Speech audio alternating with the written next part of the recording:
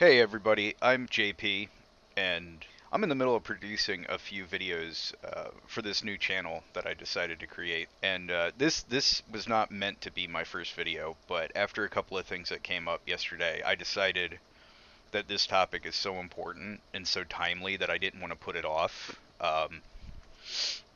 This channel is meant to be about disaster preparedness and survival, hopefully taking a little bit different tack on some of these subjects. So my opinions may differ a little bit than what you're used to. You know, we're going to do the typical skills and training and gear reviews and things like that. But one of the most important topics out there for disaster preparedness is training your mind. The different ways that you can train your mind, and that's what I want to talk about today. I want to talk about training your mind to resist propaganda. Resist being led around by the media or other people or groupthink or politicians or any of that. And it's an incredibly important skill now, especially more than ever. I mean, with everything that's going on today, you really want to learn this stuff.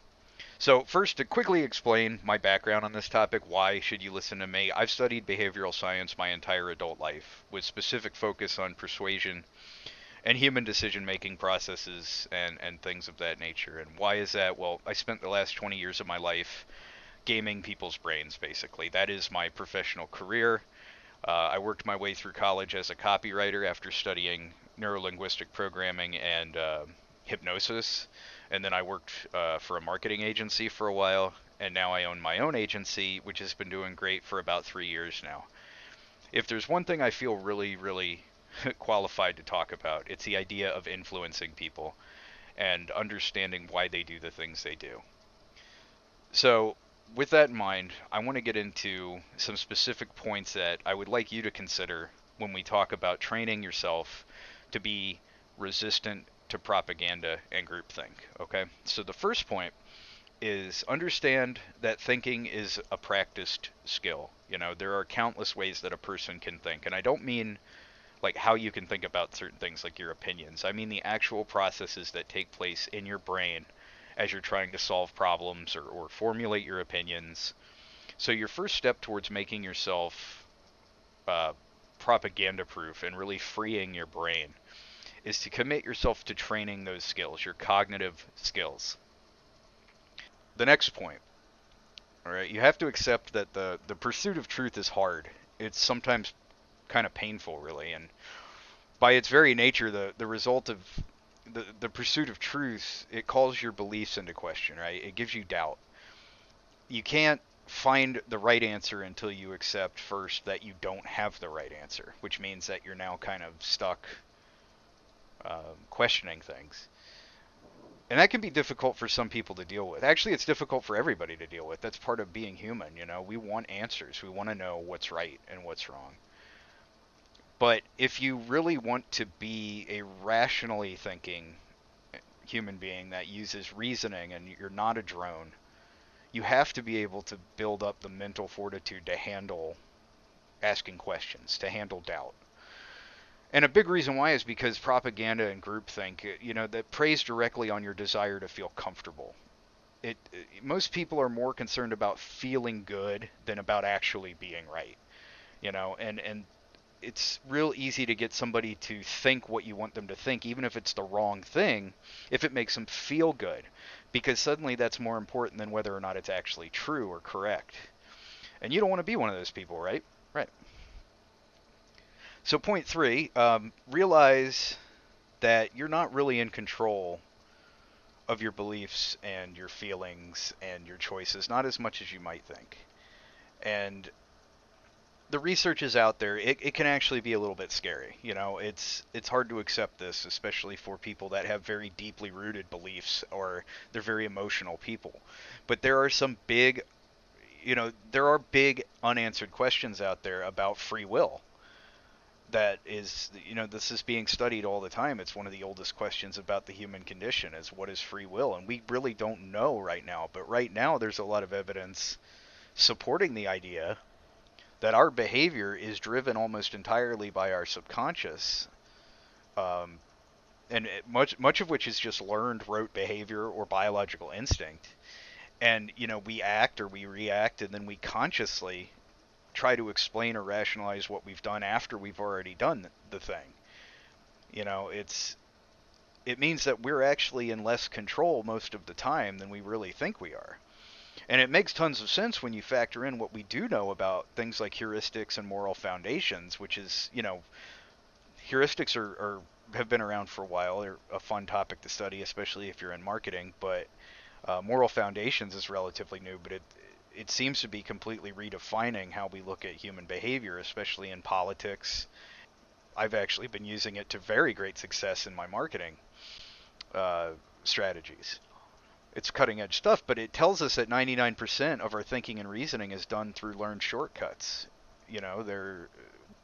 The human brain is incapable of actually sitting and thinking deeply about every little thing that comes across our desk. So there are tons of shortcuts, tons of little loopholes that we use in thinking to come to conclusions quickly enough that we can actually survive. Now, what the problem here is, it's necessary to our functioning, right? I mean, shoot, we wouldn't be able to do much of anything if we had to deeply think out every single action that we took. So it's necessary, but it can be exploited. And it is exploited all the time. That's what we do with marketing. That's what politicians do. That's what cults do. That's what manipulators and liars do. Is they manipulate these shortcuts, these heuristics, and these fundamental beliefs that you hold to get you to do what they want. And it's because these shortcuts are flawed almost every time in some way. They're usually biased. They're often biased in some way, and you can often classify those biases right. You can see right down the middle of the left and right spectrum sometimes. And in a lot of cases, these shortcuts are actually just wrong. I mean, they consistently lead a person to the wrong conclusion because the shortcut itself has been programmed incorrectly. One of the fundamental precepts of cognitive behavioral therapy is that you've got these cognitive shortcuts that are broken, and if you can fix them, if you can rewire them so that they lead a person to a healthier response, you can cure a lot of personality disorders and psychological problems. And it works. Step one for all of this is to slow down. Slow down your thinking and slow down your responses and your actions. Try to be less reactive and actually look at what's happening in your brain. Look at how decisions are being made and how you're coming to these conclusions. Logic and reason are not fast ways of thinking. A lot of people don't realize that. Logic and reason are not fast.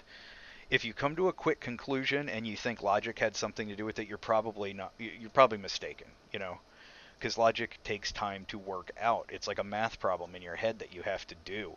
More than likely, it was just some programmed response that you're responding to, some foundational line of reasoning that's buried in your mind somewhere that sent you to a conclusion, and the idea that it's logical is built into that heuristic. A huge amount of manipulation and influencing, whether it be sales and marketing, like what I do, or political propaganda, like what your government does, relies on pushing people to make fast decisions. They want you to reach conclusions without thinking about them. That's how we do what we do. Don't do that. Don't be that person. Okay, number 4. I want you to acknowledge that there are things that you do not know and some things that you cannot know. And it's not hard to acknowledge that. But there's a key extra step here. Humans are obsessed with answers. We hate when we don't have an answer to something. That's why religion is so powerful. That's why faith is so powerful, because it answers questions that we have, important questions like about death and the afterlife and meaning. It answers them so that we can move on and operate and function as human beings, and it does serve a valuable purpose, and it can be very freeing to have faith. Faith is a fundamental part of how the human mind works. But it is also used to manipulate the hell out of people. Because we're so obsessed with answers, and because there's so many unanswerable voids out there, manipulators and propagandists love to give you answers that drive their agendas. They know that most people would rather have a bad answer or a bullshit answer than to have no answer. So it's so much of a need I used to refer, because I've been preaching how important faith is to the human mind for a very long time, and how it actually fits into various. It doesn't necessarily even have to be in a religious context at all, but it is necessary for the functioning of the human mind. And I always say that a person with an unanswered question quite often is like a person who's dying of thirst. And a person who's dying of thirst that's on a life raft in the ocean will eventually get so thirsty that they'll drink salt water and actually kill themselves. That's how faith sometimes and unanswered questions sometimes mess with us, because we get so desperate for an answer, we'll take whatever is given, whatever's there. And it may be terrible. It may kill us. It may uh, harm us or harm someone else, but we grab for an answer because we need one. So it's important to become comfortable, train yourself to be comfortable with doubt and not knowing something. It's okay to not know the answers to some of these questions. Spend your life trying to answer them, and you're going to come up with better answers than the person who grabbed the first thing that was in front of them and said, "Yeah, this is it. This is the answer to life, the universe, and everything." You know. So number five, you absolutely have to fight confirmation bias. I see it as the biggest enemy that we all face when it comes to reason and seeking out the truth. We all have a natural tendency to seek out information that agrees with what we already believe, and we ignore information that goes against it. That's confirmation bias. And we do this because most people, whether we know it or not, we would rather feel good than actually be right. So we think of it in our brain, we're playing it off as, hey, we're looking for the truth, but what we're actually looking for is the warm, fuzzy feeling. And we can get the warm, fuzzy feeling by just finding enough evidence that supports whatever the hell we want to believe. And confirmation bias, it just does that. It makes it real easy to feel good about your decisions, even if they're wrong. So make sure you question everything, but most importantly, question what you think is true. Most people question what they don't believe because they're looking to just reinforce the idea of, I don't believe this, so I'm going to look for more evidence why not to believe it. What you need to do to actually accomplish something is question what you do believe and find out if it's really as true and as obvious as you've been led to think it is. Look for things that prove what you don't believe. Also, eventually what you're going to find is that the more you do this, the more you're led to a middle ground on most issues. And that leads me to point six, being moderate in your thinking. The middle ground is really the best place to be. I've spent most of my life gravitating back and forth, bouncing back and forth between different polarities on emotions, on ideological concepts. I mean, all sorts of things. I actually was diagnosed with bipolar disorder when I was younger. It runs in my family, so I know what extremes are, and I know what I know how bad they can be, and I know what moderate is, and moderate is fantastic. And the quickest way, it being moderate allows you to really see what's going on. I'll tell you that first of all. Okay, so it doesn't allow your judgment or your thoughts to be clouded with extremism.